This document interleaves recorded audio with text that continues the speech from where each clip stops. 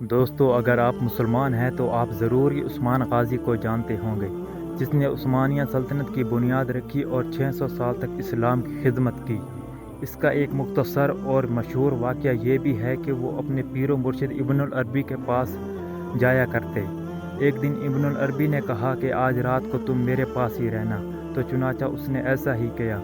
جیسے ہی ابن العربی کے پاس رات کو گئے تو کھانا کھایا اور کھانے کے بعد فوراً ہی ان کے کمرے میں چلے گئے تو دیکھا کہ الماڑی میں قرآن پڑا تھا۔ انہوں نے پوچھا یہ کیا ہے تو ان کے مرید نے کہا کہ یہ قرآن ہے۔ تو انہوں نے کہا کہ میں قرآن کے سامنے کیسے سو جاؤں؟ تو پھر انہوں نے ایسا کیا کہ ساری رات سر کے اوپر قرآن رکھ کر کھڑا رہا، اور جیسے ہی صبح کا وقت قریب ہوا تو اس کو نیند آئی، اور جیسے ہی نیند آئی تو خواب میں دیکھتا ہے اس کے سینے سے ایک چاند نکلتا ہے اور پورے آسمان میں پھیل جاتا ہے۔ صبح جیسی ہوئی تو انہوں نے یہ خواب ابن العربی کو بتایا تو ابن العربی نے کہا کہ اللہ نے تم کو وہ طاقت عطا کر دی